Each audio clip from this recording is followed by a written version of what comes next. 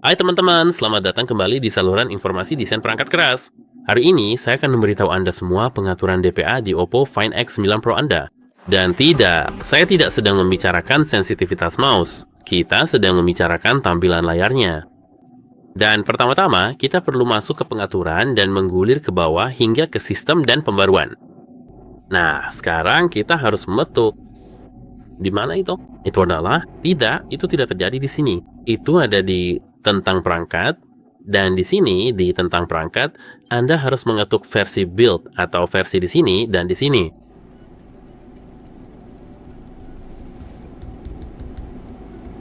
Nomor versi. Sebagian dari diriku memang berbeda. Di setiap ponsel yang pernah saya gunakan, misalnya Vivo berbeda, di Samsung berbeda, dan di sini juga berbeda, seperti yang Anda lihat. Pertama-tama, kita perlu masuk ke mode pengembang.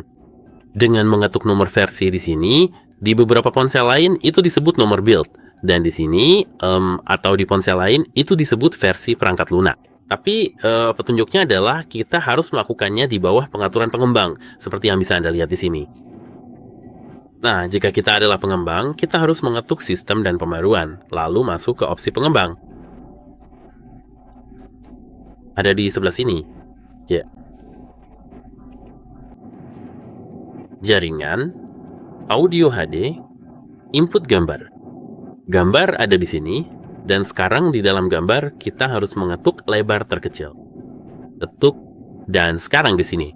Versi dasarnya, maksud saya nilai defaultnya adalah 360, tetapi Anda dapat mengaturnya, misalnya menjadi sesuatu seperti ini. Ketuk simpan.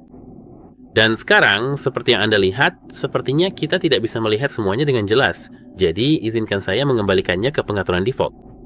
Dan di sini, Anda memiliki alat terbaik untuk mengatur DPI kita. Selain itu, kita bisa kembali ke pengaturan dan masuk ke tampilan dan kecerahan. Di sini, jika kita berada di tampilan dan kecerahan, Anda bisa menggulir ke bawah saat Anda melihat.